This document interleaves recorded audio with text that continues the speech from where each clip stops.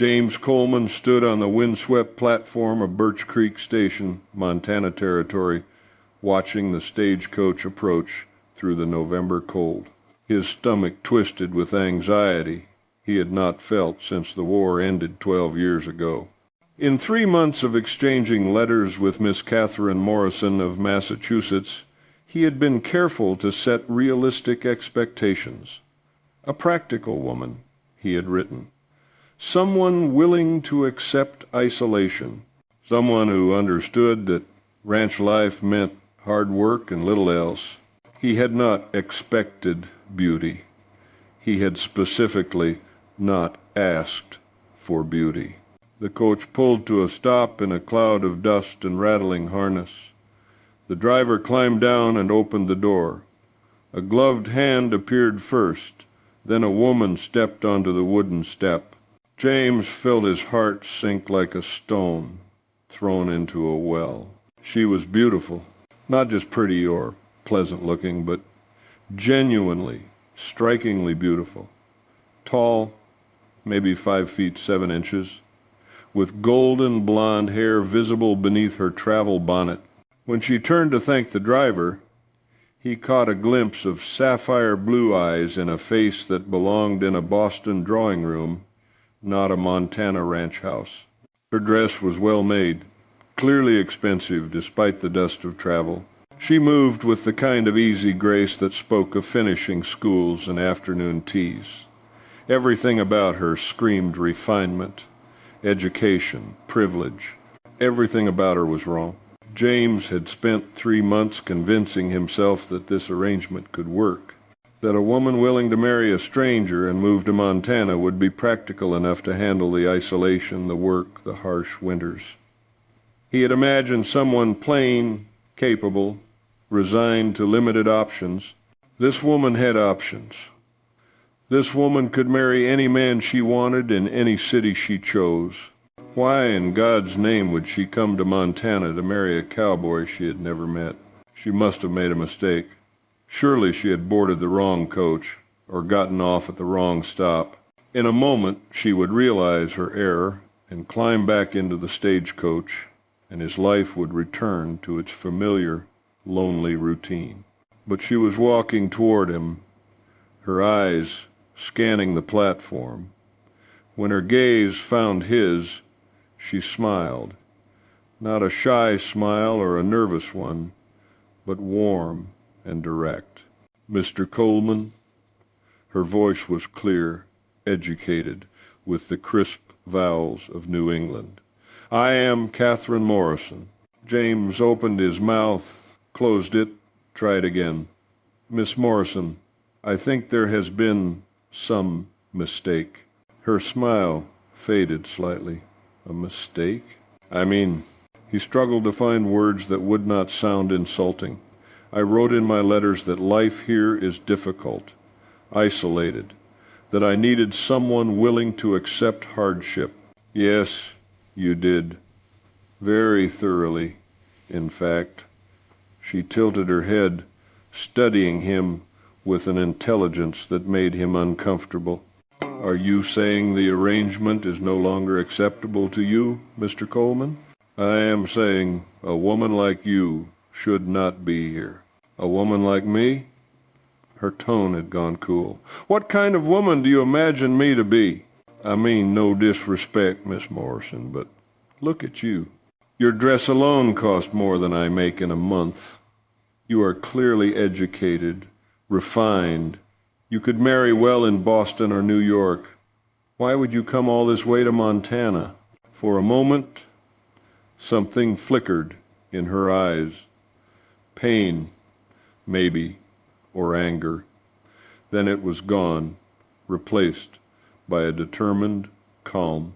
"Mr. Coleman, I traveled 5 days by train and 2 days by stagecoach to be here. I spent my last $20 on the journey. I left behind everything familiar because the letters we exchanged convinced me that we might build something worthwhile together. Now you are telling me, before we have even spoken 10 minutes, that you have decided I am unsuitable based solely on my appearance? James felt heat rise in his face. That is not what I meant. Then what did you mean? I meant...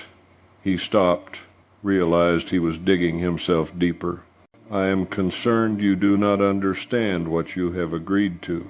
I understand perfectly. Her voice was crisp now, all warmth gone. You need a ranch hand who happens to be female. Someone to cook and clean and help with livestock. Someone practical and plain who will not expect conversation or kindness or any of the normal considerations of marriage. Have I summarized your requirements accurately? The words stung because they were uncomfortably close to the truth. I was honest in my letters about what life here entails. You were, and I was honest in mine about my qualifications. I told you I grew up on a horse farm, that I know breeding, training, and veterinary basics, that I can work from dawn until dark and sleep soundly after. Did you think I was lying, Mr. Coleman? No, but you assumed those skills could not coexist with a decent dress? She straightened her shoulders. Let me be equally direct, sir. I am here because I chose to be here, not because I had no other options, as you seem to assume, but because this option appealed to me most. If you find that difficult to believe, then perhaps you are the one who does not understand the arrangement, so I will ask you directly. Is our agreement still valid, or should I purchase a ticket for tomorrow's eastbound stage? The challenge in her voice stung his pride. It also, unexpectedly, impressed him. She had spine, this elegant woman with her expensive dress and educated accent. More spine than he had given her credit for. The agreement stands, he heard himself say. If you are certain this is what you want, I am certain. She held out her hand, formal as a business contract. Then we have an understanding, Mr. Coleman. He shook her hand, feeling the strength in her grip despite the soft glove. We do, Miss Morrison. My apologies for the rough welcome. Apology accepted. The warmth returned to her smile, though more guarded now. Shall we collect my trunk? The trunk, when the driver hauled it down, was surprisingly modest. One large case, well worn at the edges, not the mountain of luggage he had half expected. She lifted one in without being asked, helping him carry it to his wagon. As they drove away from the station, James was acutely aware of the curious stares following them. Mrs. Whitmore, the banker's wife, stood on the mercantile steps with her mouth actually hanging open. Reverend Mitchell tipped his hat with a knowing smile. By tomorrow, the whole town would be buzzing with speculation about James Coleman's beautiful mail-order bride. The thought made him deeply uncomfortable. They rode in silence for the first mile, the wagon creaking over the frozen ruts of the road. The November sky was clear blue, the air sharp with coming winter. In the distance, the mountains rose like jagged teeth against the horizon. Finally, Kate spoke. How far to your ranch? About 8 miles. The road gets rougher past Willow Creek. And your nearest neighbor? Billy Patterson, about 4 miles east. Good man, runs cattle mostly. More silence. James searched for something else to say, found nothing. Social conversation had never been his strength, and the morning's awkward beginning had not helped. Kate tried again. Your letters mentioned you had family when you first came to Montana. Something tightened in his chest. My father started the ranch in 1867. My mother kept it going after he died in 75. My younger brother William helped until he stopped, throat closing. Until, her voice was gentle. Fever took him 3 years ago, 22 years old. Healthy one day, gone 3 days later. The words came out flat, drained of emotion by repetition. After that, it was just me. I am sorry. She said it simply, without the excessive sympathy that always made him want to walk away. My father passed 2 years ago, heart failure. He bred Morgan horses in Massachusetts. James glanced at her, surprised. That is how you know horses? I have been around them since I could walk. My father taught me everything he knew. A shadow crossed her face. When he died, there were debts I did not know about. My brother sold the farm to pay them. I went to live with my aunt in Boston. And she? He left the question unfinished, and she had very specific ideas about what a respectable woman should be and do. Ideas that did not include mucking out stalls or discussing breeding lines. Kate's jaw tightened. She wanted me to marry a banker named Worthington. When I refused, she suggested it was time I found my own way. So you answered my advertisement. I answered several advertisements, she said honestly. Yours seemed the most straightforward. No false promises about romance or adventure. Just an honest description of what you needed and what you could offer. I appreciated that. James felt some of the morning's tension ease. I tried to be clear about the difficulties. You succeeded. I know exactly what I am walking into, Mr. Coleman. The question is whether you know what you are getting. Before he could answer, the ranch came into view around a bend in the road. 300 acres of valley land, backed by pine-covered hills. The main cabin sat solid and square, built from good timber. The barn was larger, newer, with a stone foundation.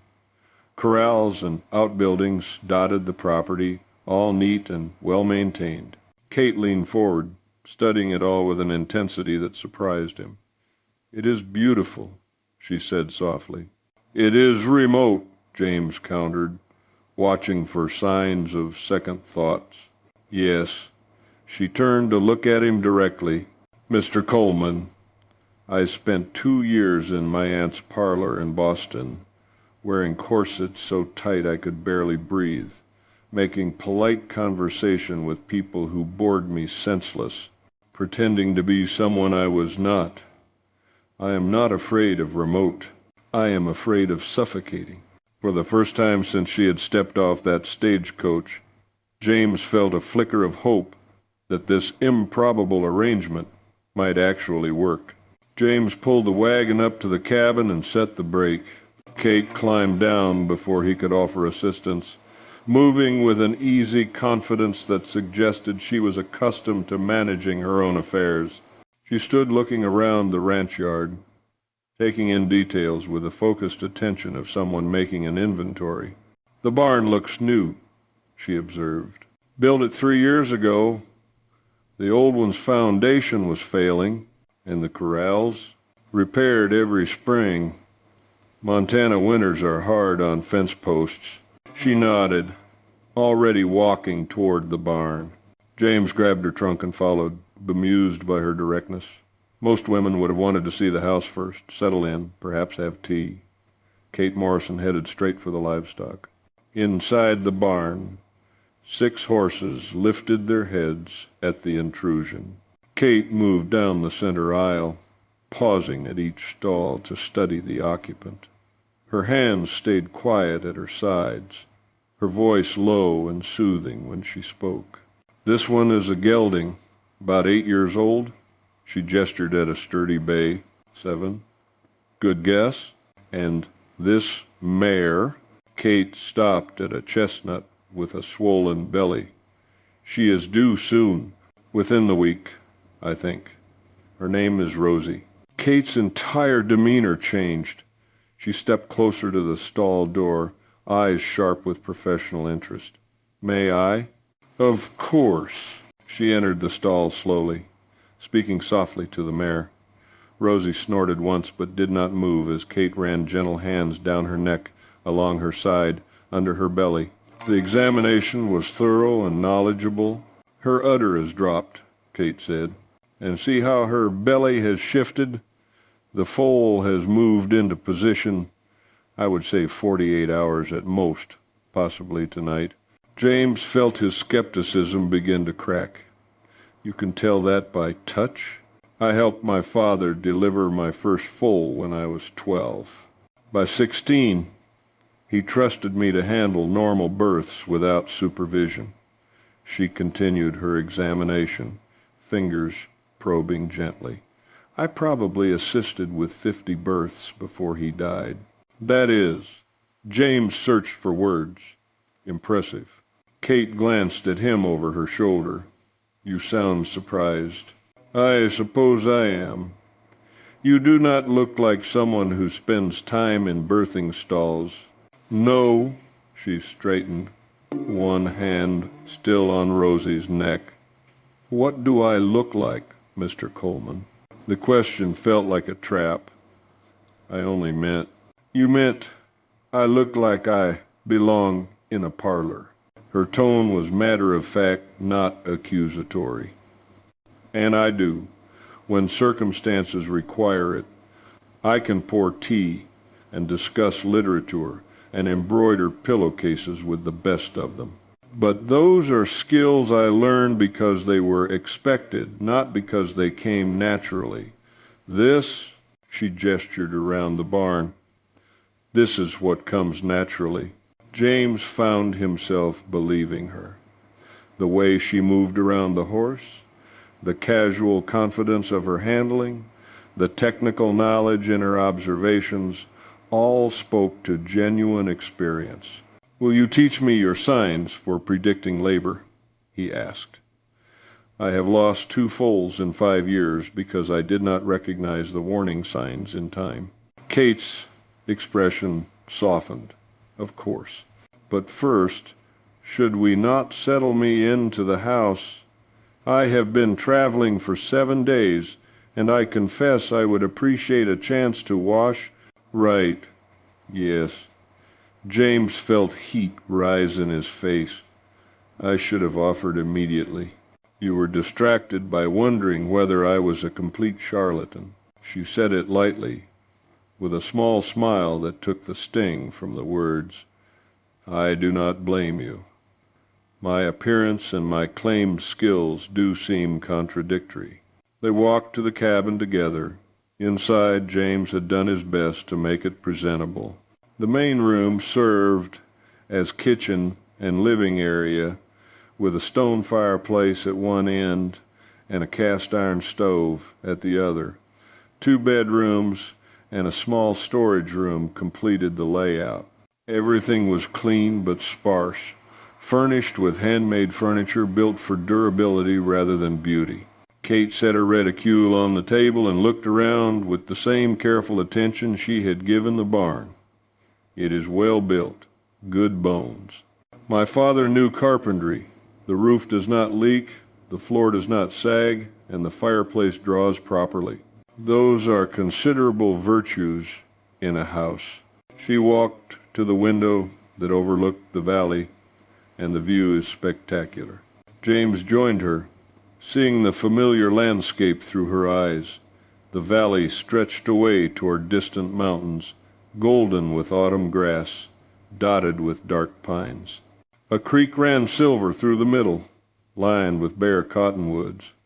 In evening light, it could be breathtaking. Your room is there. He pointed to the smaller bedroom. I have been using the other.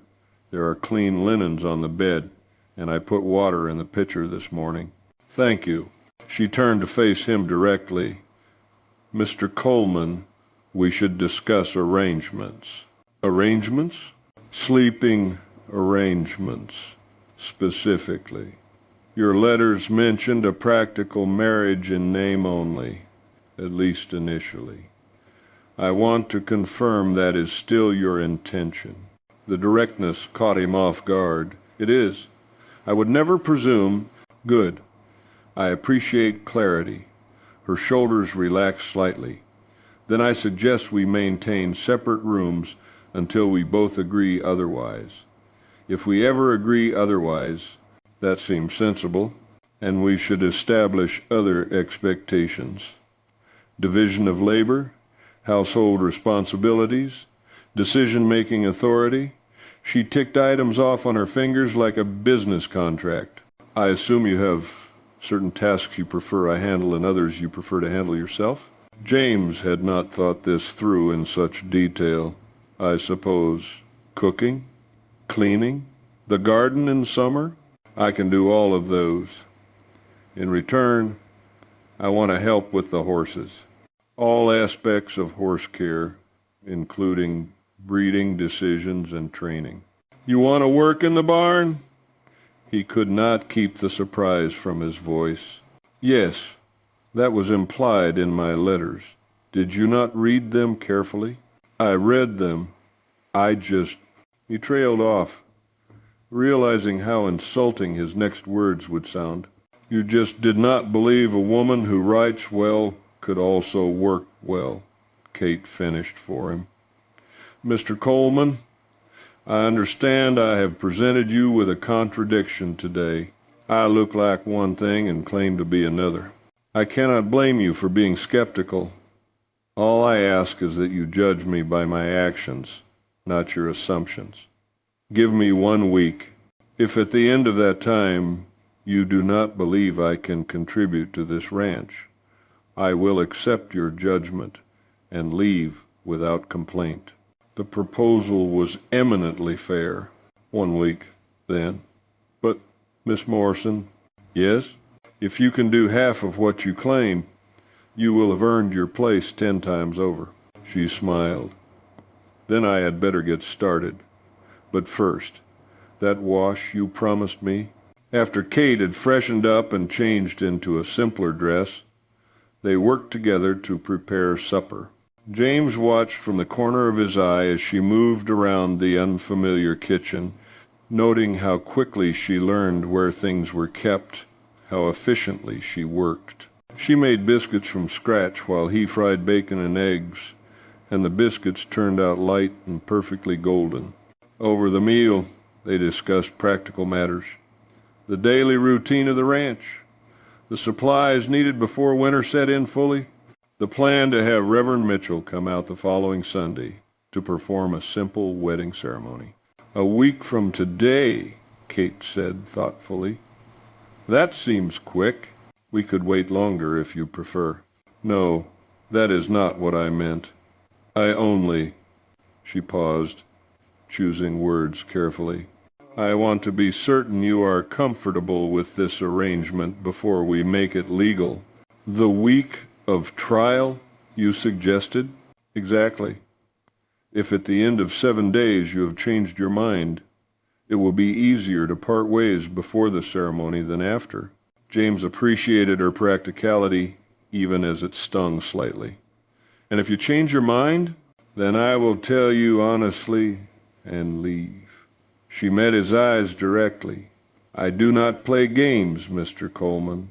If I commit to something, I see it through. But I will not trap you in an arrangement you regret.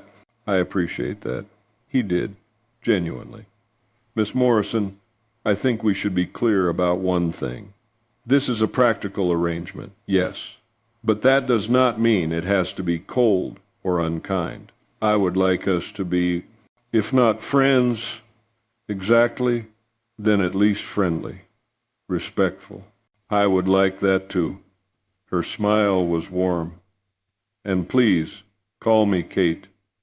If we are to be married in a week, we should probably use first names. Kate, then. And I am James, though most people call me Cole. Cole? She tilted her head. Why? Coleman, shortened. Started when I was a boy, stuck ever since. Cole. She tried it out. I like it. It suits you.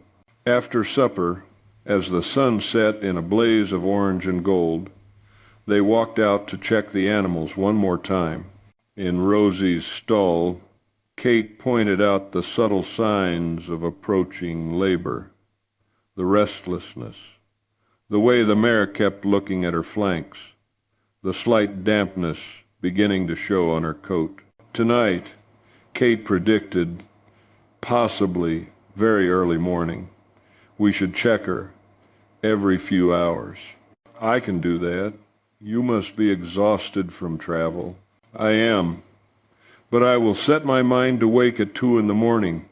If I am right about the timing, that is when she will need us. James started to argue, then thought better of it.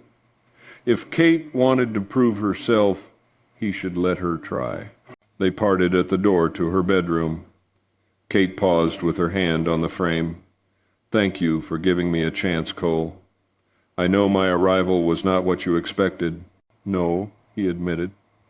But perhaps that is not entirely a bad thing. She smiled and closed the door softly. James stood in the main room for a long moment, listening to her move around the small bedroom. Outside, the wind picked up, rattling the window panes. Winter was coming, and he had a beautiful stranger sleeping in his spare room, about to become his wife. It was the most improbable situation he had ever found himself in. And yet, watching her with the horses, seeing her handle practical matters with such calm competence, he felt the first stirrings of hope that maybe, just maybe, this could work.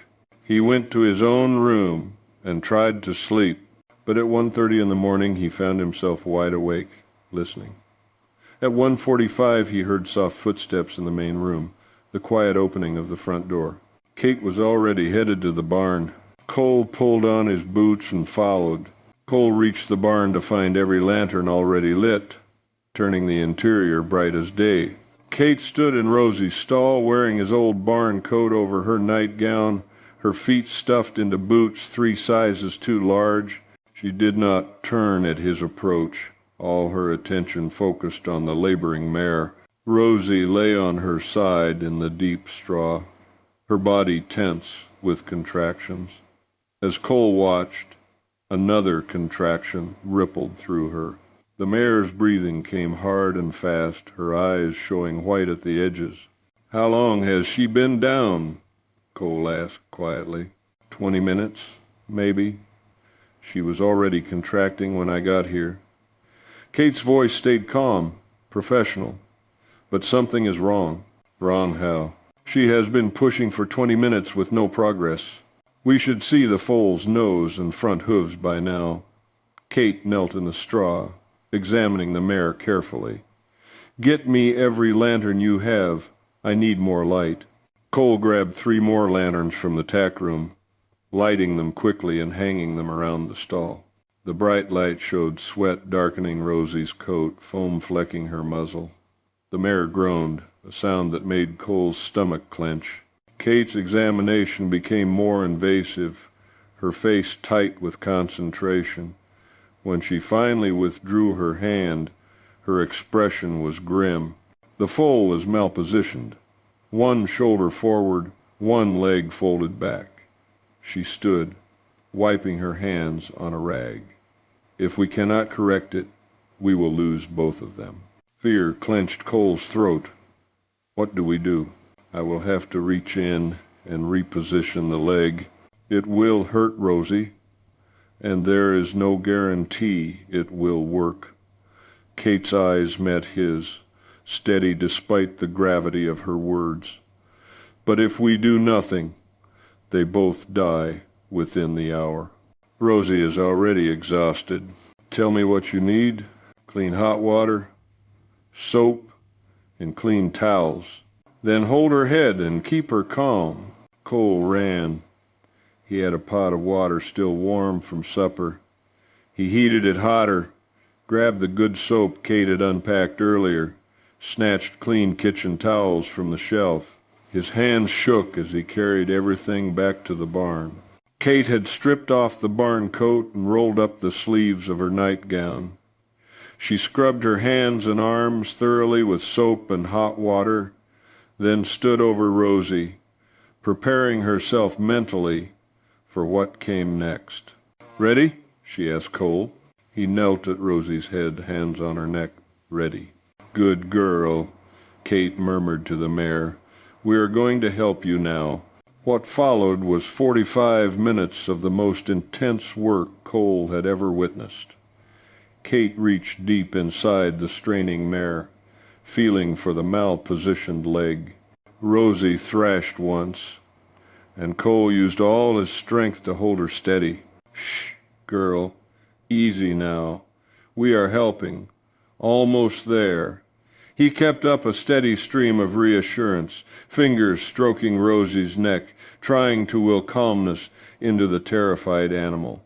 Kate worked with fierce concentration, her face set in lines of absolute focus. Sweat dripped from her forehead despite the cold night air. Twice she had to stop and rest, her arm shaking from the strain. Cole could see the trembling in her shoulders, the way she bit her lip to keep from crying out. "Almost," she whispered. "Almost. Yes, I have it." Her face transformed with relief and triumph. "The leg is repositioned. Now we wait for the next contraction, and we guide the foal out together." She positioned herself at Rosie's hindquarters. Cole stayed at the mare's head, ready to help if needed. The next contraction came. Kate pulled, firm and steady, helping the foal slide forward. Another contraction. More progress. "Come on, baby," Kate whispered. "Come on. You can do this." With a final effort, the foal slipped free in a rush of fluid and membrane. It lay utterly still in the straw, not breathing. Cole's heart stopped. Kate moved instantly, clearing the foal's nose and mouth, wiping the membrane away from its face. She rubbed its chest vigorously, massaging, stimulating. The foal did not respond. "No," Kate said fiercely. "No, you do not give up. Not after all that." She rubbed harder, stimulating the rib cage, the legs, back to the chest. Her movements grew frantic. Cole wanted to tell her to stop, that it was too late, but the words stuck in his throat. And then the foal gasped, a wet, rattling breath. Then another. The tiny chest began to rise and fall. The foal coughed, sneezed, took its first real breath of life. Kate's hand stilled. She sat back on her heels, staring at the breathing foal as if she could not quite believe it. Then she started to cry. Not delicate tears, but full, shaking sobs of relief and exhaustion. Her shoulders shook with the force of it. Cole moved around the mare to kneel beside Kate. "You did it. You saved them both." "I was so scared," she whispered through tears. "So scared I could not reach the leg in time, that I was not strong enough, that I would fail. But you did not fail. Look," he pointed to the foal, now struggling to lift its head. A filly, he saw, with a beautiful reddish-brown coat that would darken as she dried. "She is alive because of you." Kate wiped her eyes with the back of her hand, smearing dirt across her cheek. She looked utterly exhausted, hair coming loose from its nighttime braid, nightgown soaked with sweat, and worse. She had never looked more beautiful to Cole. "We should clean up," she said finally. "Check to make sure Rosie is doing well. Then the foal will need to nurse soon." They worked together in quiet efficiency. Rosie seemed tired but content, already licking her new baby with maternal care. The foal responded to her mother's attention, struggling to get her front legs under her. Cole and Kate moved to the barn door, washing their hands in the cold water from the pump. Kate shivered violently despite the barn coat. Cole had draped over her shoulders. "Get inside," he said gently. "I will clean up here. I can help." "Kate," he used her name deliberately for the first time, "you just worked for 3 hours straight in the freezing cold after traveling for 7 days. Please go inside. Get warm. Get clean. I can handle the rest." She looked like she might argue, then nodded. "Wake me in 2 hours. The foal should nurse before then, and I want to make sure she does. I will wake you." She walked to the cabin on unsteady legs, still wearing his oversized boots. Cole watched her go, then returned to the stall. Rosie and her filly were doing well, the baby already trying to stand on wobbly legs. It took him another hour to clean the stall properly, put fresh straw down, ensure both mother and baby were stable. By then, the filly had managed to stand and was nursing enthusiastically. Rosie looked tired but content. Cole finally headed inside as dawn began to lighten the eastern sky.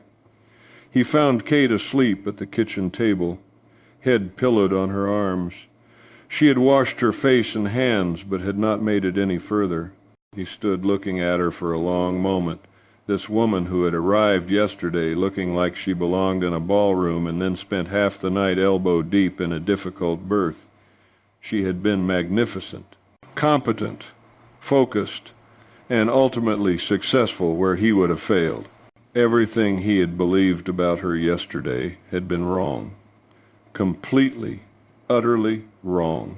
She was not too delicate for this life.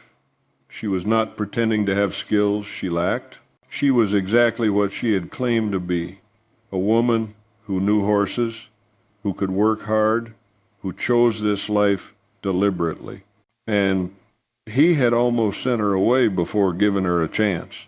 Cole built up the fire in the stove, put coffee on to boil, and then gently shook Kate's shoulder. "Kate, you should move to the bed." She stirred, confused. The foal?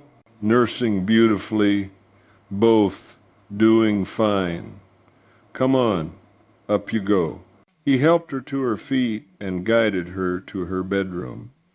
She was asleep again before her head hit the pillow.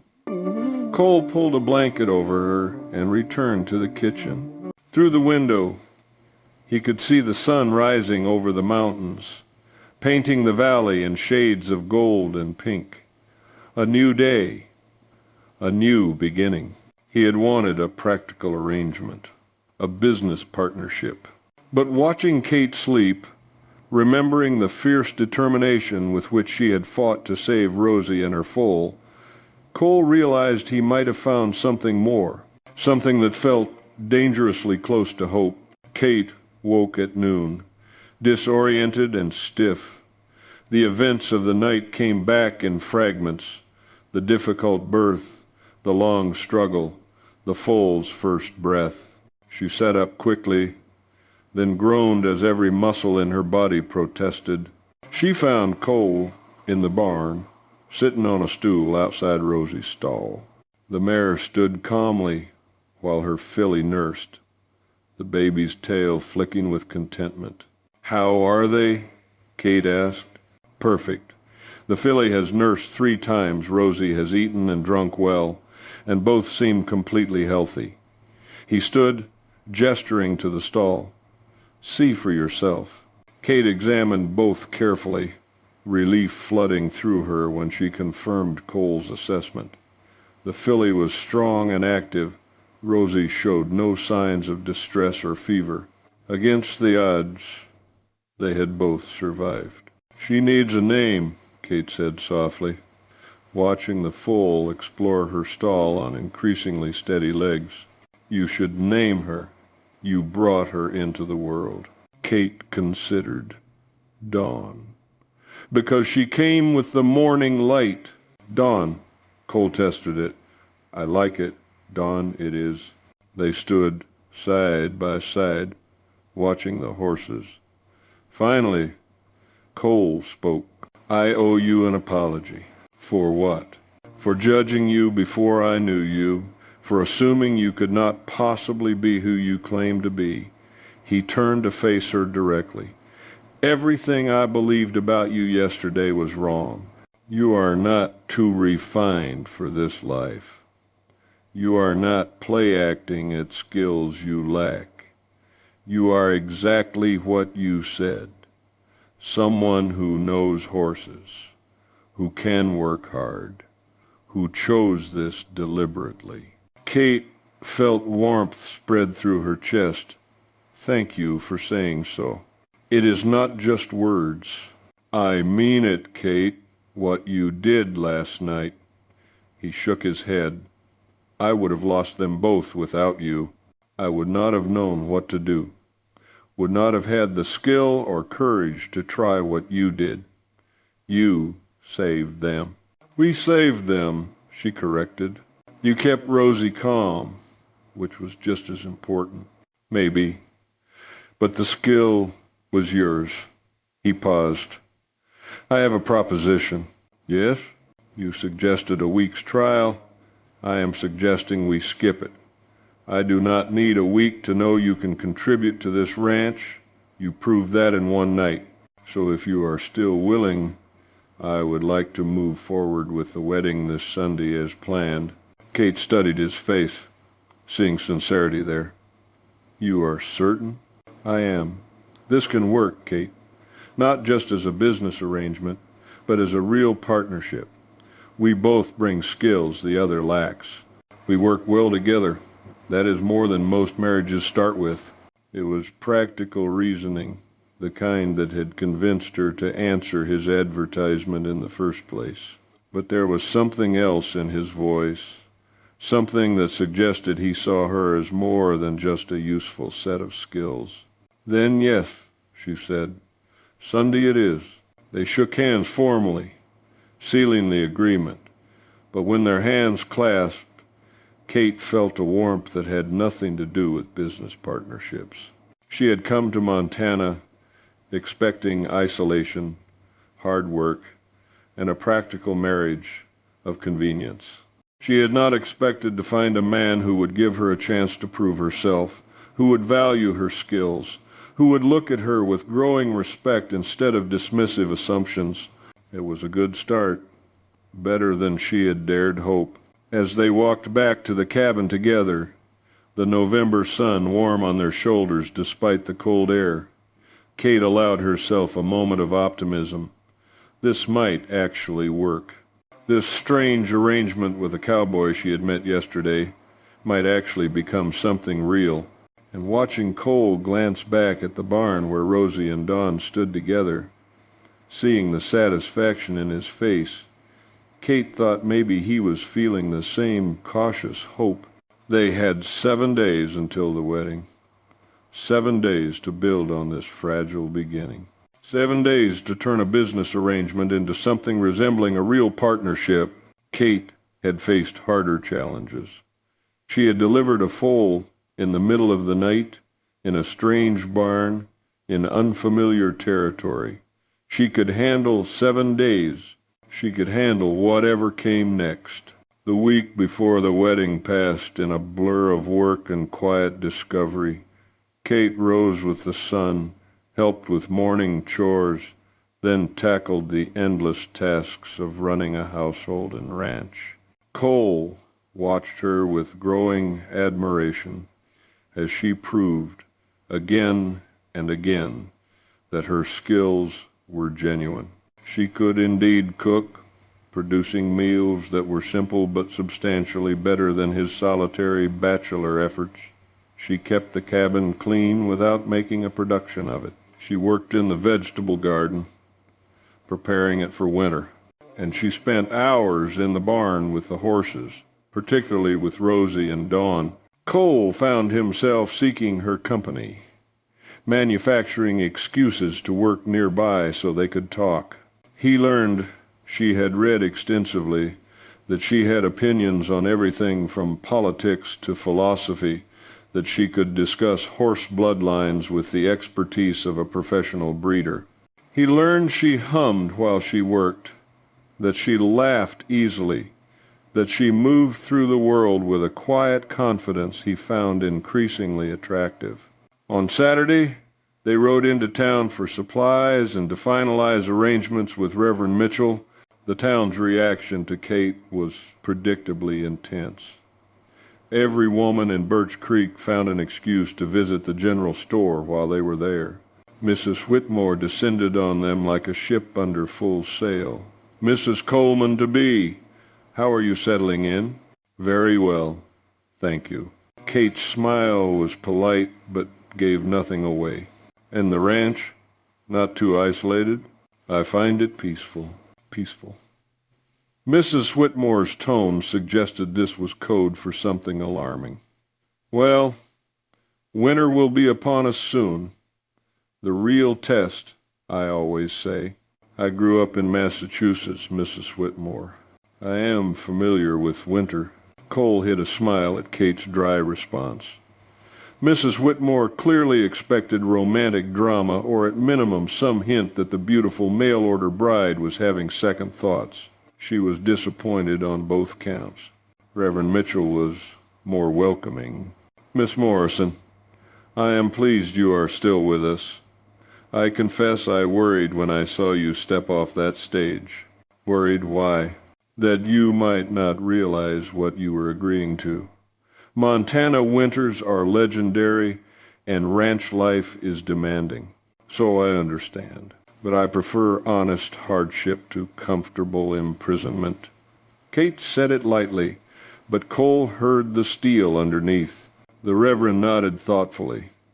"Then I believe you and Cole may be well matched.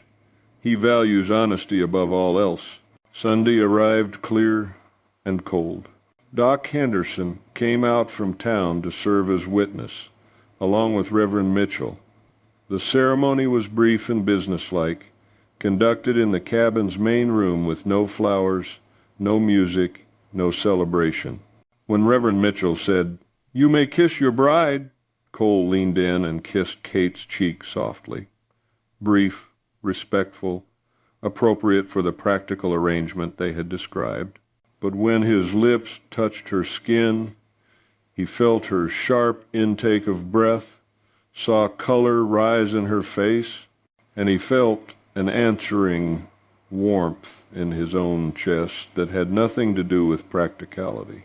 After the witnesses left, Cole and Kate stood awkwardly in the cabin that was now legally both of theirs. "Well," Kate said finally, "we are married." "We are. And nothing needs to change. We agreed to take this slowly." "We did."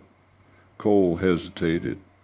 "But Kate, I want you to know, this may have started as a practical arrangement, but I hope it can become more in time, if you are willing."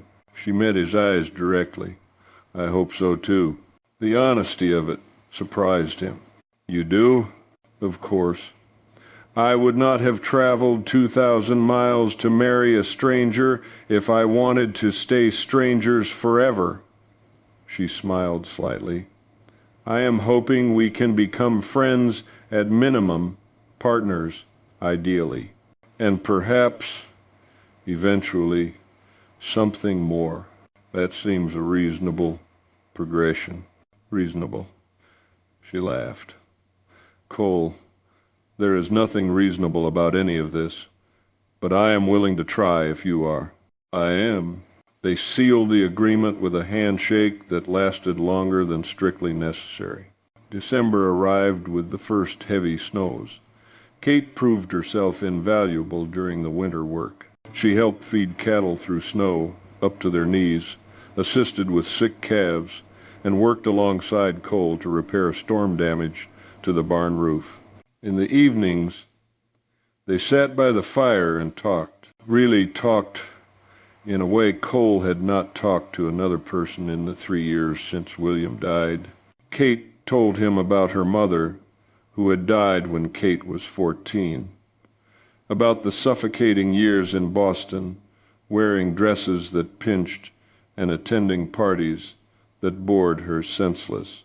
About her aunt's increasingly desperate attempts to marry her off to men who saw her as a decorative possession rather than a person. "Worthington was the final straw," she said one night, staring into the fire.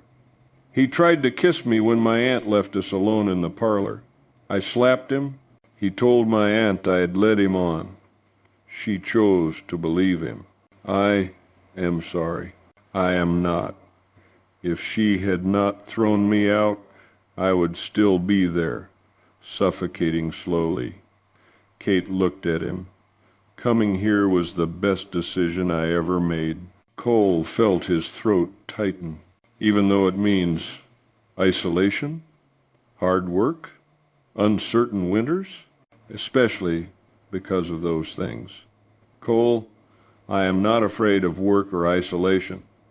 I am afraid of being treated like a useless ornament, of having skills and intelligence that no one values, of spending my life pretending to be less than I am so men do not feel threatened. I do not want you to be less than you are. I know. That is why I am still here. As December progressed, their friendship deepened into something richer. Cole found himself looking for Kate when she was not in sight, listening for her voice. He noticed small things. The way she tucked her hair behind her ear when concentrating, the soft sound of her humming while she worked, the strength in her hands when she handled the horses. One evening in mid-December, as they sat reading by the fire, Kate looked up from her book. "Cole, may I ask you something personal?" "Of course. Why did you advertise for a bride? You must have women in town who would have married you." He set his own book aside, considering how to answer honestly. "Because women in town would have expected romance, courtship, the kind of pretty lies people tell each other when they are falling in love. And you did not want that?" "I did not trust it. I saw what love did to my mother after my father died, saw her fade away from grief. I watched William fall for a girl in town, plan their future, and then die before they could marry. She left Montana 6 months later, could not bear to stay." He paused. "I decided love was dangerous, that a practical arrangement was safer." "Safer from loss?" "Yes." Kate was quiet for a moment. "But Cole, you can still lose someone you care about practically. If I died tomorrow, would you not grieve?" The thought sent ice through his veins. "Of course I would." "Then you are not safe from loss just because we agreed to be practical about marriage." He knew she was right. Somewhere between her arrival and this moment, she had become important to him.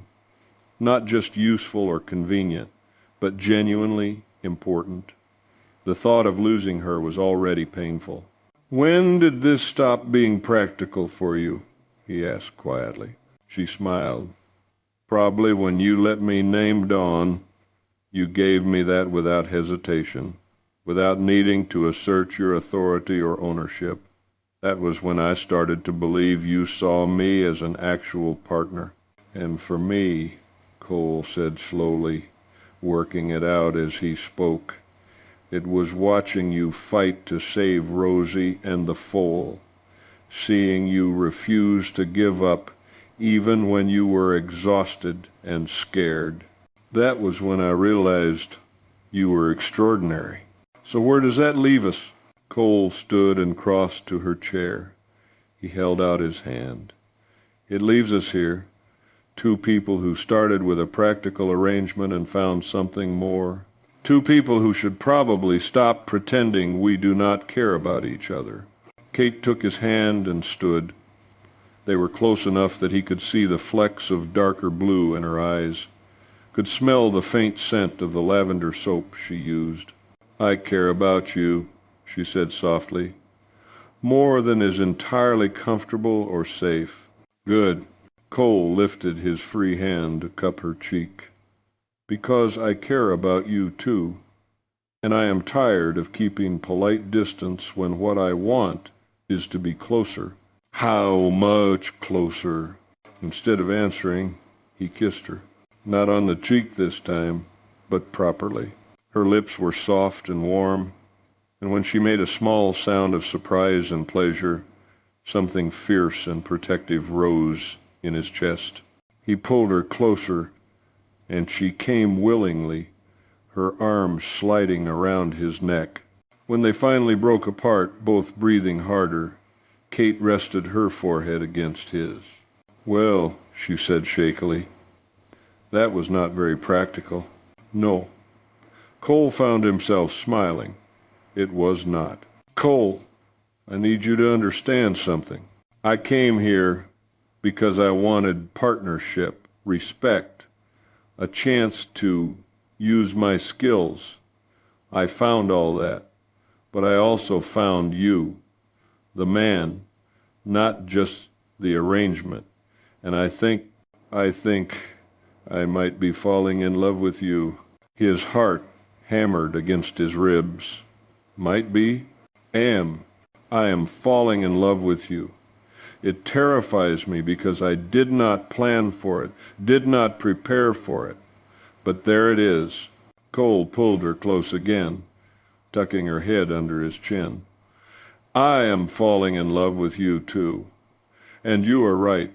It is terrifying. But Kate, I do not want to go back to pretending I do not feel this. I do not want polite distance and separate rooms and careful formality. What do you want?" "I want a real marriage, not just on paper, but in every way. I want to fall asleep with you and wake up with you and build a life that is actually shared, not just parallel." Kate pulled back enough to look at his face. "That is what I want too." This time when they kissed, it was with the certainty of shared intention. When Kate took his hand and led him toward the bedroom they would now share, Cole followed without hesitation. Outside, snow began to fall again, soft and steady. Inside, two people who had started as practical strangers built something warm and real from honesty and growing love. It was not the romance of novels or the passion of poetry. It was better. It was real. January brought killing cold and rumors of a massive storm building in the north. Cole began preparing seriously in early January, stockpiling firewood, checking every fence line, ensuring all outbuildings were secure. On the morning of January 7th, he woke to an ominous stillness. The sky had gone the particular shade of gray that meant serious weather, and the air felt heavy with threat. "We need to move fast," he told Kate at breakfast. "That storm is coming today." They worked with urgent efficiency. Chickens were shut into the hen house with extra feed and water. The pigs were moved to the shelter closest to the barn. Cattle were driven from the distant pastures to the nearer hayfield. By noon, they had secured everything except the horses. Cole's heart sank when he counted heads in the corral. 3 were missing: Rosie, Dawn, and Jupiter, his breeding stallion. "There," Kate pointed. The 3 horses stood in the far meadow a quarter-mile away. "We need to bring them in now. Look at that sky." The clouds had gone from gray to black, and the wind had picked up, carrying the smell of coming snow. But the horses seemed reluctant to leave the open meadow. Cole grabbed halters and lead ropes. "I will get them. You go inside. I will help." "No, if this hits while we are out there, I need to know you are safe inside." He ran toward the distant horses, fighting against wind that already stung his face. Jupiter came easily, recognizing the grain bucket. Rosie followed her pasture mate. But Dawn, now 5 months old and increasingly independent, danced away from Cole's reaching hands. "Come on, girl. Do not do this now." He kept his voice calm despite the urgency churning in his gut. Dawn tossed her head and trotted further away, thinking it was a game. Cole pursued her, grain bucket rattling. The first snowflakes began to fall. Not snow exactly, more like ice pellets that stung where they hit exposed skin. Dawn finally let him catch her. but the moment had cost them precious time. He could barely see the ranch buildings through the rapidly thickening white curtain. He tied Jupiter and Rosie quickly to the corral fence and turned to lead Dawn to the barn. She panicked. Maybe it was the ice pelting her face, maybe the roar of wind, but the filly suddenly pulled back hard, ripping the lead rope from Cole's cold, numbed fingers. Before he could grab for her, she wheeled and galloped away into the white, not toward the barn, toward the open rangeland. Cole made a split-second decision he would regret for the rest of his life. He ran after her. Behind him, he heard Kate scream his name, but the wind tore the sound away. He ran hard, following the dark shape of the filly as she disappeared into the storm. He caught her 200 yards from the barn. She stood trembling, frightened by the violence of the storm, no longer playing. Cole got the halter on her, got her turned back toward safety, and realized he could not see the ranch. The world had become a white wall in every direction. The wind screamed, tearing at his coat, driving ice into his face hard enough to blind him. He could not see 10 feet in any direction. He tried to retrace his steps, but the snow had already covered his tracks. He tried to keep the wind on his right, thinking that would lead him back, but the wind shifted and swirled, coming from all directions at once. After 15 minutes of stumbling through knee-deep snow, Cole had to face the truth. He was lost less than a quarter mile from his own barn. Dawn followed him trustingly, but Cole could feel himself getting colder. His fingers had gone numb despite his gloves. His feet felt like blocks of ice. His face burned from the ice pellets, then stopped burning as the cold penetrated deeper. The rational part of his brain knew what was happening. Hypothermia. If he did not find shelter soon, he would freeze to death within sight of his own home. He thought of Kate, probably frantic with worry.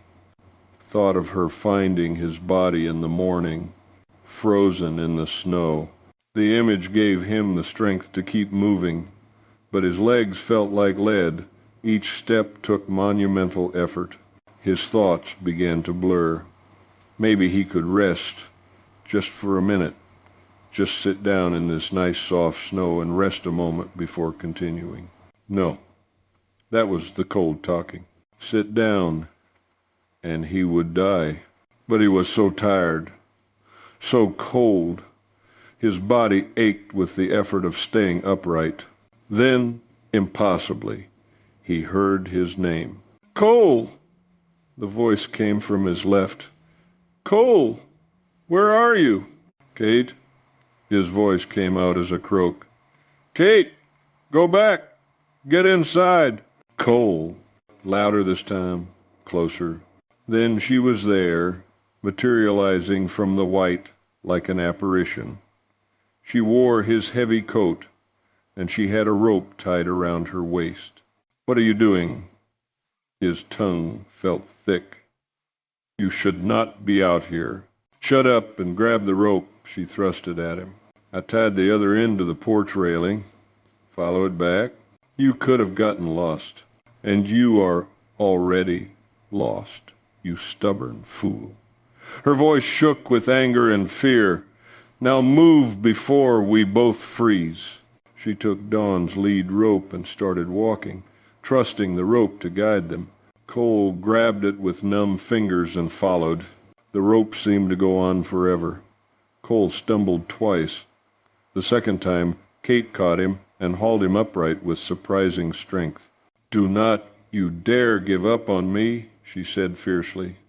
"Not when we are this close."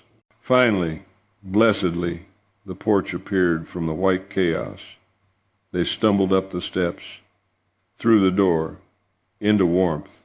Dawn stood in the middle of the main room, dripping, melting snow, looking bewildered. Cole tried to make it to the chair by the fireplace, his legs folded. He ended up sitting hard on the floor, back against the wall. Kate shut the door and knelt in front of him. "Can you feel your hands? Your feet?" "No." The word came out slurred. "Damn." She started unlacing his boots with fingers that shook. "We need to get you warm." "Can you stand?" "Maybe." "Then stand. Get in the bedroom. Strip off those wet clothes. Now, Cole, I mean it." He made it to his feet, but only barely. Kate helped him to the bedroom, helped him peel off layers of frozen, soaked clothing. She wrapped him in every blanket they owned, but he still shivered violently. This is not enough. Kate's face was set in determined lines. Body heat is the fastest way to warm someone with hypothermia. I am getting in with you. She climbed into the bed, fully clothed, and pulled him against her, wrapping her body around his. Cole shook so hard his teeth chattered, his whole body convulsing with cold. Kate held on, murmuring reassurances, rubbing his arms and back. Gradually, infinitely slowly, the shaking lessened. Feeling returned to his fingers and toes in waves of painful pins and needles. His thoughts cleared from their dangerous fog. "You saved my life," he said finally, voice hoarse. "You nearly died chasing a horse." Kate's voice broke. "Cole, what were you thinking?" "I was thinking I could not lose Dawn after we fought so hard to save her. And I cannot lose you." The words came out fierce, almost angry. "When you disappeared into that storm, when you did not come back," she stopped, throat working. "I thought I would find your body in the morning. I thought you would die saving a horse, and I would be left here alone, and I could not. I could not bear it." Cole pulled her closer, despite the blankets and clothes between them. "I am sorry. I should not have gone after her." "No, you should not have." She was crying now, tears hot, against his gradually warming chest. "You matter more than a horse, Cole. You matter more than any animal on this ranch. Do you understand that? I did not think." "No, you did not think. You reacted. And you nearly died because of it." She pulled back enough to look at his face. "Promise me. Promise me you will not do something like that again." "I promise." They lay together as the storm raged outside, turning the world into a white hell.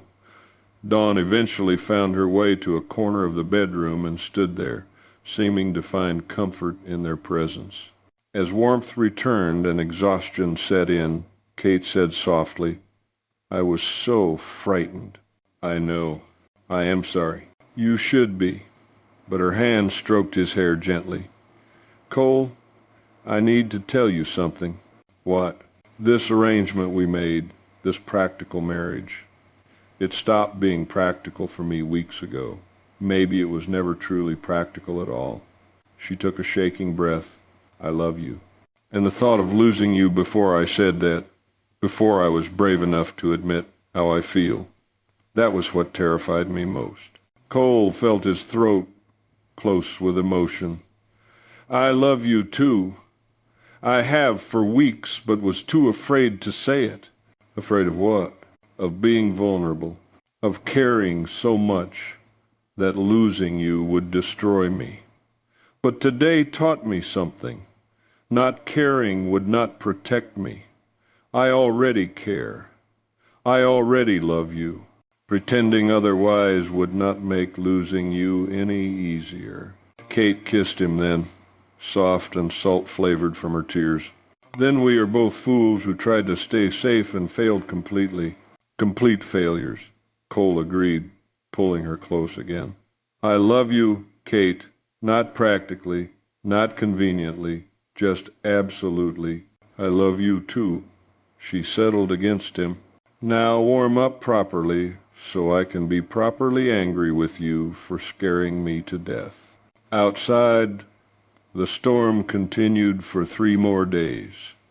Inside, a practical arrangement completed its transformation into something real and deep and true.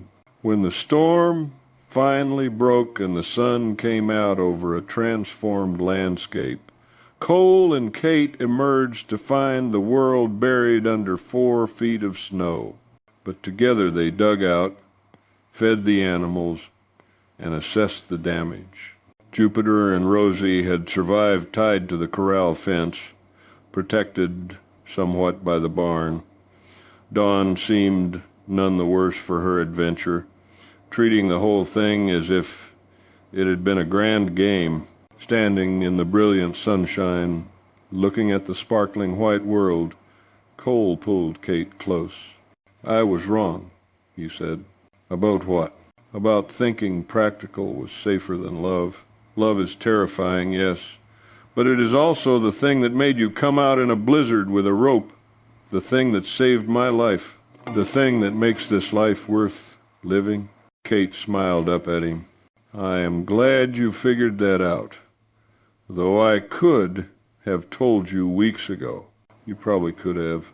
He kissed her forehead. "Thank you for not giving up on me, for being brave enough to come find me, for everything." "Well, someone had to save you from your own foolishness." But her eyes were warm. "I love you, Cole, even when you are being an idiot."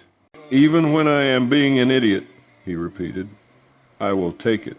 They walked back to the cabin, hand in hand, ready to face whatever came next, together. February brought confirmation of what Kate had already suspected.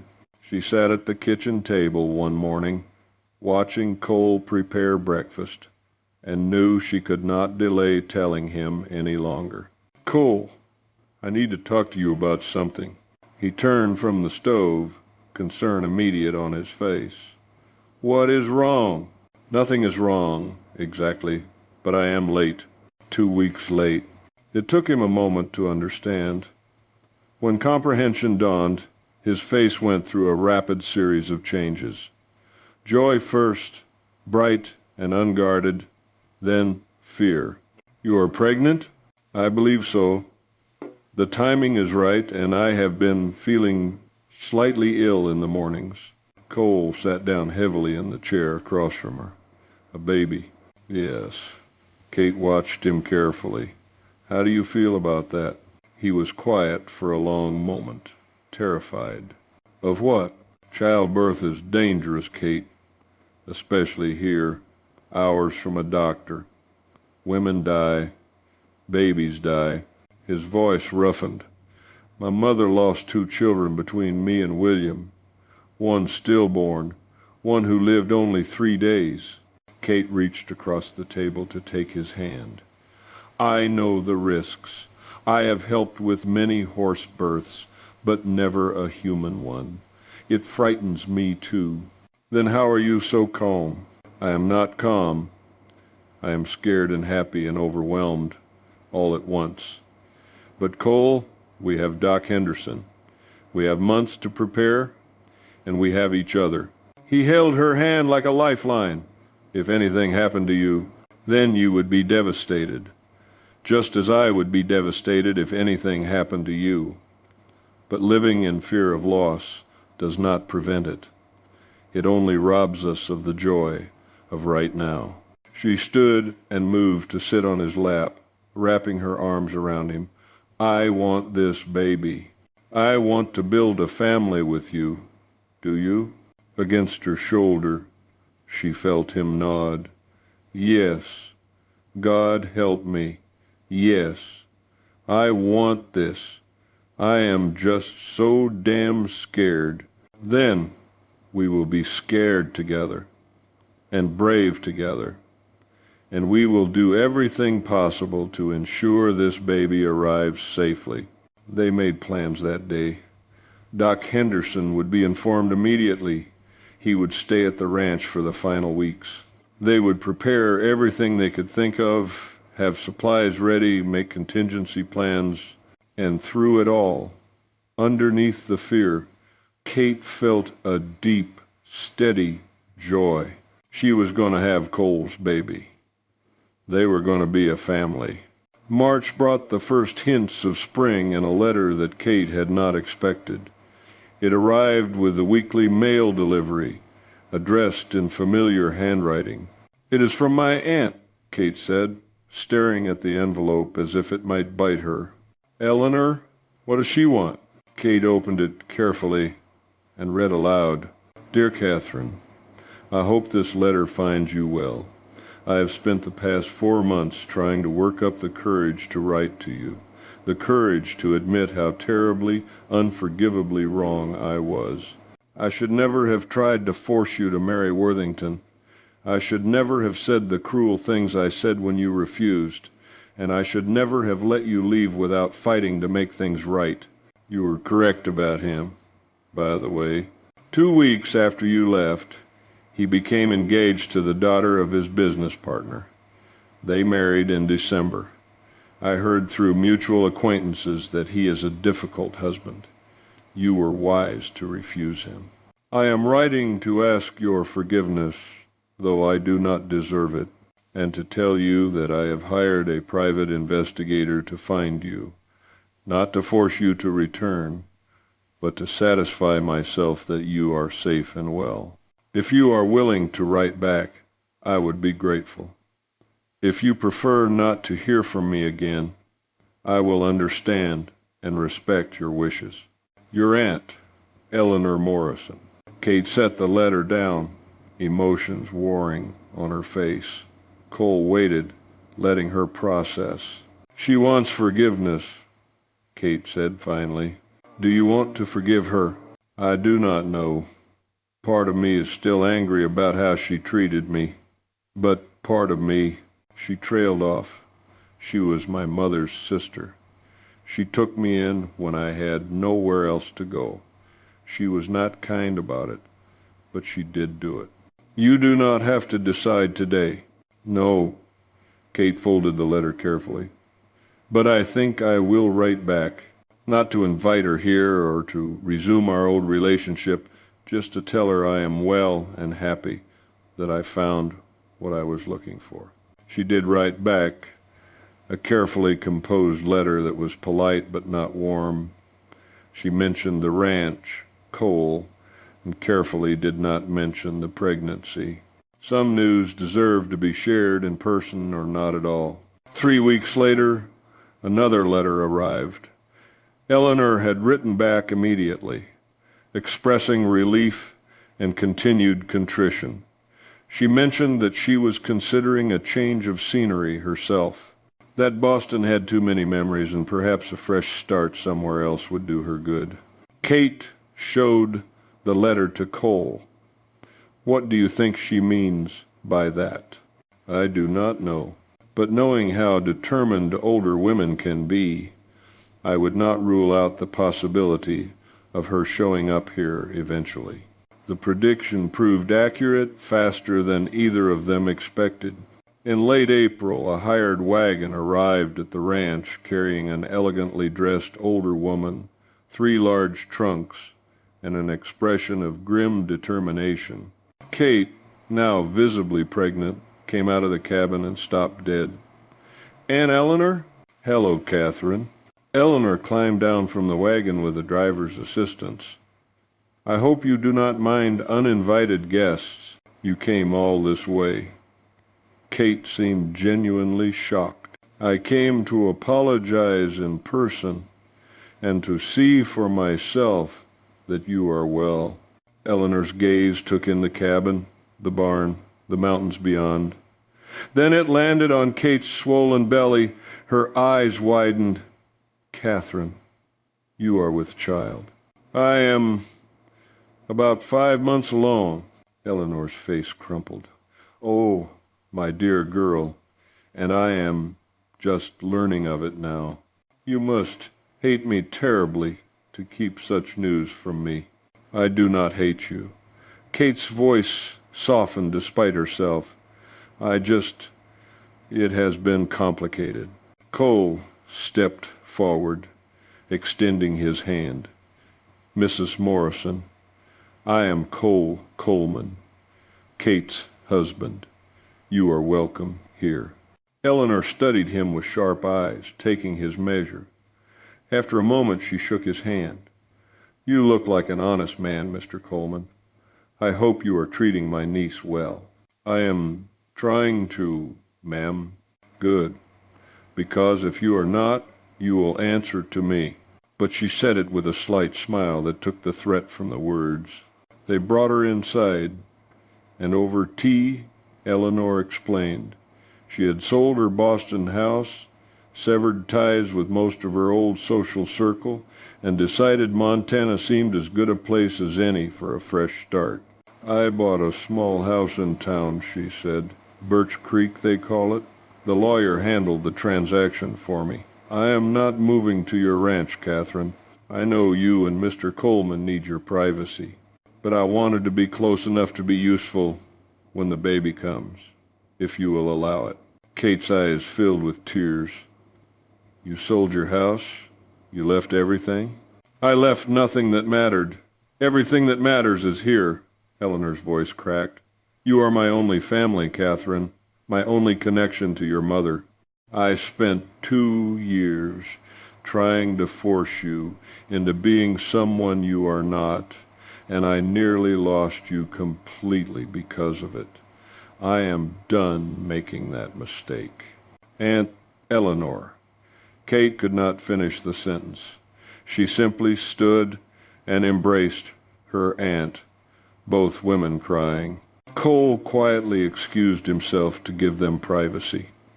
An hour later, when he returned, he found them deep in conversation about pregnancy, childbirth, and the preparations still needed. Eleanor stayed 3 days, inspecting the cabin with a critical eye, but saying nothing negative. She met Doc Henderson when he came to check on Kate, and questioned him extensively about his qualifications and plans for the delivery. She examined the vegetable garden Kate had planted and suggested improvements. On the 3rd day, as her hired wagon prepared to take her back to town, she pulled Cole aside. "Mr. Coleman, may I speak frankly?" "Please do, ma'am." "When Catherine first wrote that she was marrying a Montana rancher, I assumed the worst.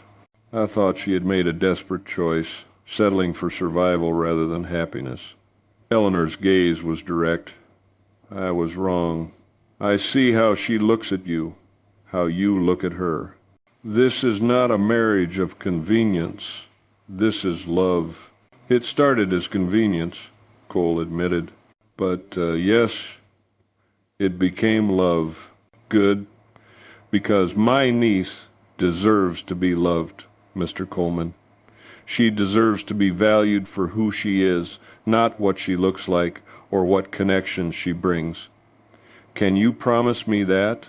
"I can promise you I love her exactly as she is, that I value her skills, her intelligence, her strength, that I consider myself lucky beyond measure that she chose me." Eleanor nodded, satisfied. "Then I will leave you in peace. But know that I will be checking on her regularly, and when the baby comes, I will be here to help, whether you want me or not." "We would be grateful for the help, ma'am."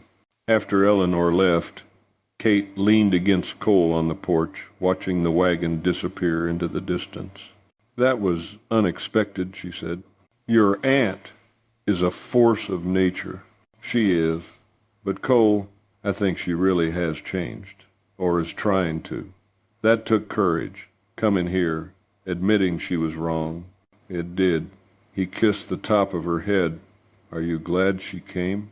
"I am scared, but glad. Having family nearby when the baby comes." She placed her hands on her swollen belly. "It makes me feel less alone." "You are not alone. You have me." "I know. But having Aunt Eleanor, too, that is a gift I did not expect." She turned in his arms to face him. "Our baby is going to have a family, Cole. Not just us, but grandparents, in a way. Eleanor will spoil this child terribly." Cole laughed. "Probably. But there are worse things than being spoiled by a determined grandmother." As they went inside, Kate felt peace settle over her. She had a husband who loved her, a baby on the way, and family nearby. The fear of childbirth still lurked in the background, but it was balanced now by joy and anticipation. They were building something real, something that would last. The summer passed in a blur of preparation and gradual expansion. Kate's belly grew round and heavy. The garden flourished under Eleanor's somewhat bossy assistance. Dawn grew into a beautiful yearling, showing all the promise Cole had hoped for. In early August, as Kate's due date approached, Doc Henderson moved into the small storage room, joking that he had delivered plenty of babies but preferred to be on site for this particular one. "Kate saved my best breeding mare and her foal," he explained to Eleanor. "I am not taking any chances with her own delivery." The last weeks were uncomfortable. Kate could no longer ride, could barely walk without waddling, and complained constantly about the heat. "I am a whale," she said one evening, trying to find a comfortable position on their bed. "You are beautiful," Cole corrected, lying beside her and placing his hand on her belly, under his palm. The baby kicked strongly. "And our child is clearly impatient to meet us. Our child is sitting on my bladder and using my ribs as a punching bag." Cole laughed and kissed her forehead. "A few more weeks. It cannot come soon enough." But when the due date came and went, with no signs of labor, Kate's patience evaporated completely. A week passed, then another. "The baby will come when ready," Doc Henderson repeated for the 100th time. "First babies are often late." "Easy for you to say," Kate snapped. "You are not the one who cannot see your own feet." Cole hid a smile. Pregnancy had made his normally even-tempered wife irritable and sharp-tongued. He found it oddly endearing, though he knew better than to say so. On September 7th, a week and a half past the due date, Kate woke him at 2 a.m. "Cole, it is time." He was out of bed instantly, heart pounding. "You are sure?" "Oh, I am sure. Go get Doc Henderson, now." Cole ran. What followed was the longest, most terrifying day of his life. Labor started strong and then seemed to stall. Hours passed with little progress. Kate bore it with gritted teeth and remarkable endurance, but Cole could see the exhaustion setting in. Doc Henderson examined her regularly, his expression growing more concerned with each check. Finally, in the early afternoon, he pulled Cole aside. "The baby is in a difficult position. Kate is getting tired. If we cannot get the baby to turn soon, I may have to intervene more actively." "What does that mean?" "It means increased risk for both of them." Doc Henderson's face was grave. "I am going to give it another hour. If there is no change, I will have to make some hard decisions." Cole felt his world tilt. "Whatever you need to do, save Kate. Promise me." "I will do everything in my power to save both of them, Cole. But I need you to understand the risks." The next hour was torture. Cole paced the main room like a caged animal. Eleanor sat quietly in the corner, praying. Reverend Mitchell had somehow heard the news and arrived to sit with them. Then Doc Henderson emerged, sleeves rolled up, face determined. "I need to reposition the baby. It is going to be difficult, and Kate is going to be in considerable pain, but it is our best chance. Do whatever you need to do." Doc Henderson disappeared back into the bedroom. Cole heard Kate cry out, a sound of pain that nearly brought him to his knees. Eleanor gripped his arm. "She is strong," she whispered. "She will get through this." More cries. Then silence, stretching so long, Cole thought his heart would stop. Then, impossibly, a different cry. High and thin and furious, a baby's cry. Doc Henderson appeared in the doorway, exhausted but smiling. "Come, meet your daughter." Cole's legs barely held him as he entered the bedroom. Kate lay propped on pillows, pale and exhausted, her hair damp with sweat, and in her arms, wrapped in one of Eleanor's carefully stitched blankets, was the smallest person Cole had ever seen. "A girl?" His voice came out strangled. "A girl." Kate smiled, tired but radiant. "Come see her."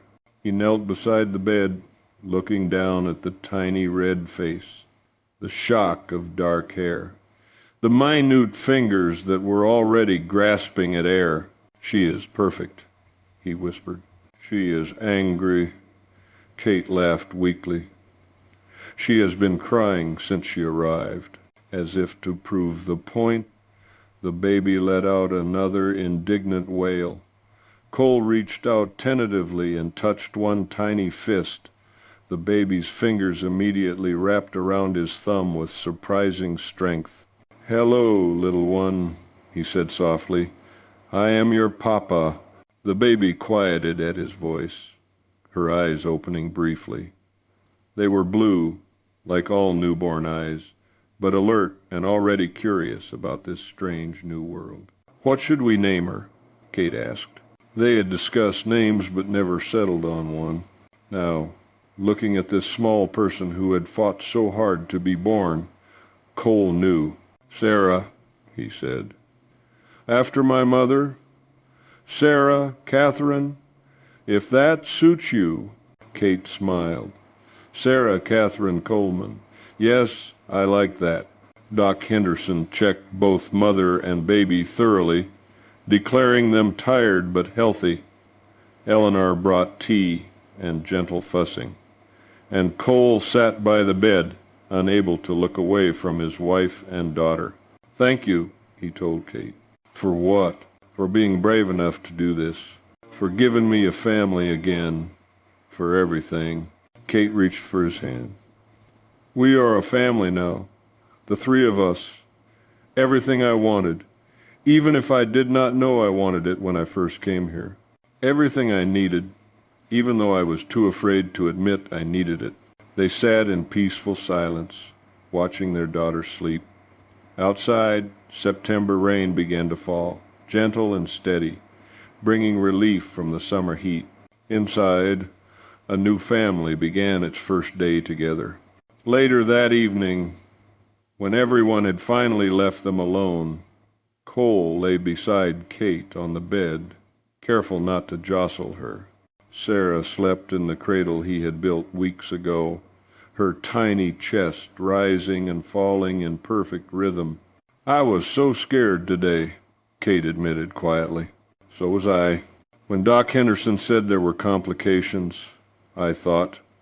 Her voice broke. "I thought I might not get to watch her grow up, might not get to be your wife for all the years I want to be." Cole pulled her gently against his side. "But you did." "You fought through it, and you both came through safely." "Barely. If Doc Henderson had not been here, if he had not known what to do." She stopped, unable to finish the thought. "But he was here, and he did know. And now we have Sarah, healthy and perfect." Kate turned her head to look at the sleeping baby. "She is perfect, is she not? I keep expecting to wake up and find this was all a dream. It is real. You are real. She is real. This life we built together is real." "Do you remember what you said in your first letter?" Kate asked. "You said you needed a practical woman who could accept isolation and hard work." "I remember. I was an idiot." She laughed softly. "You were honest. But Cole, what we built, it is so much more than practical. It is everything." "It is," he agreed. "And it started the day you stepped off that stage, and I was stupid enough to think you did not belong here. And, I was desperate enough to argue with you about it. Best argument I ever lost." Sarah stirred in her cradle, making soft baby noises. Kate started to rise, but Cole stopped her. "I will get her. You rest." He lifted his daughter carefully, marveling at how light she was, how fragile. He carried her to Kate, who settled her at her breast. The baby latched on immediately, nursing with single-minded intensity. Watching them together, Cole felt his throat tighten with emotion. A year ago, he had been alone, convinced that solitude was safer than risking love. Now he had a wife he adored and a daughter he would die to protect. "What are you thinking?" Kate asked, seeing his expression. "That I am the luckiest man in Montana, possibly the luckiest man anywhere. Even though your wife is currently a sweaty mess who cannot walk properly and your daughter screams at inconvenient hours. Especially because of that." He kissed her temple. "I love you, Kate. I love Sarah. I love this life we have built. All of it. I love you too." She reached for his hand. "And I am glad I was brave enough to get on that stage a year ago. Glad I was stubborn enough to argue with you. Glad I stayed even when you thought I did not belong. You do belong. You always did. I was just too blind to see it at first." They sat together as darkness fell outside and the rain continued its gentle rhythm on the roof. Sarah finished nursing and fell asleep again, milk-drunk and content. Cole carefully returned her to the cradle, then rejoined Kate on the bed. They lay together in comfortable silence, listening to their daughter breathe, to the rain on the roof, to the peaceful quiet of their home. Tomorrow would bring new challenges. The endless work of a ranch, the demands of a newborn, the exhaustion and chaos of new parenthood. But tonight they had this moment, this perfect, peaceful moment of being together, and that was everything they needed. The first weeks with Sarah tested every limit Kate and Cole possessed. The baby woke every 2 hours, leaving them stumbling through days in an exhausted fog. But every time Kate looked at her daughter's tiny face, the fierce love that surged through her made the sleepless nights worthwhile. Cole surprised them both by taking to fatherhood naturally.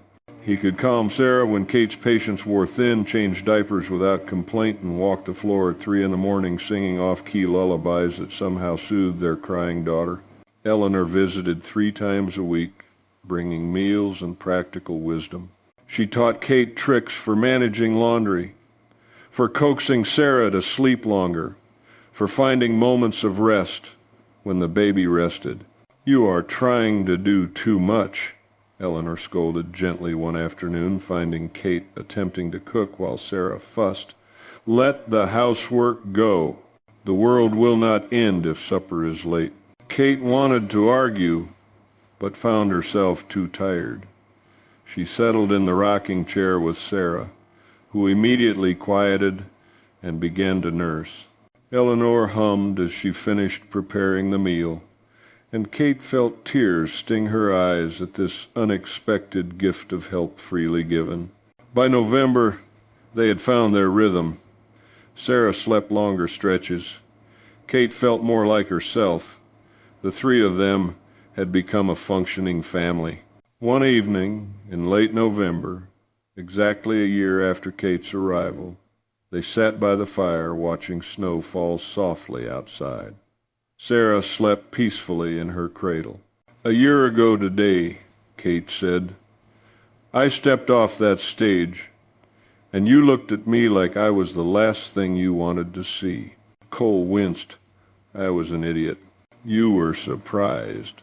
But Cole, look at what we built from that awkward beginning. Look at Sarah. Look at us." He pulled her closer. "When I wrote that advertisement, I wanted someone to make my life easier. I thought that was enough. And now? Now I know I was settling for far less than I deserved. You did not make my life easier. You made it fuller, richer, more meaningful. You gave me love when I thought I did not want it, and you gave me Sarah, which is the greatest gift anyone has ever given me." Kate's eyes filled with tears. "I came here thinking I was escaping to whatever option I could find, but I found more than I ever dreamed of. On Christmas Eve, Eleanor arrived with a wagon full of decorations and gifts. The baby's first Christmas deserves celebration," she declared, despite Kate's protests. They decorated a small pine tree together. On Christmas Day, neighbors arrived unexpectedly with food to share. The cabin filled with laughter and warmth. Kate found herself surrounded by women welcoming her fully into the community. As their guests departed into the winter darkness, Kate held Sarah and leaned against Cole. "Happy?" he asked. "Completely. This is everything I wanted and did not know how to ask for." "Me too. Merry Christmas, Kate."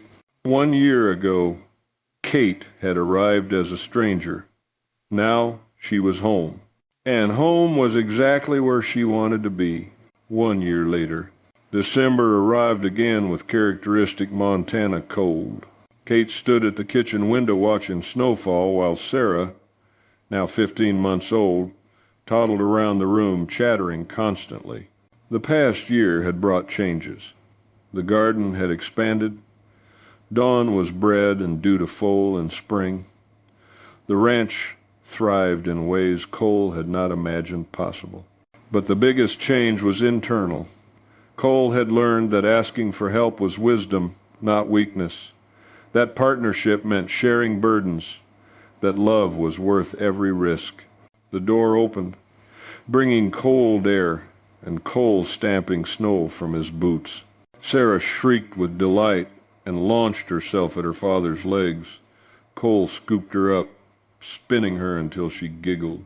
"Someone missed you," Kate observed with a smile. Cole wrapped his free arm around Kate. The three of them stood at the window watching snow transform the world. "Can I tell you something?" Kate asked softly. "Always. I am pregnant again." Cole went still, then his face transformed with joy mixed with familiar fear. "You are certain?" "Fairly certain. Sarah will be a big sister by next summer." "Are you happy?" "Terrified and thrilled." "Yes, I am happy." Sarah demanded down and toddled off to her toys. Cole took Kate's hand. "Are you worried about the birth?" "Less than last time. I know what to expect. And I will have you, Doc Henderson, Eleanor. I will be fine." Eleanor arrived soon after with supper, and they shared the news. Her face transformed with joy. Wonderful, absolutely wonderful. That night, after Sarah was asleep, Kate and Cole lay in bed talking quietly. 2 years ago, I was alone and convinced that was safest, Cole said, that caring too much would only lead to loss. And now?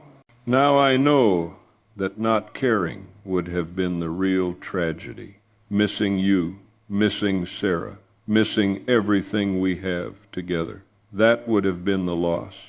Kate placed her hand on her still flat belly. My only regret is having just one lifetime to spend with you, to raise our children, to build this life.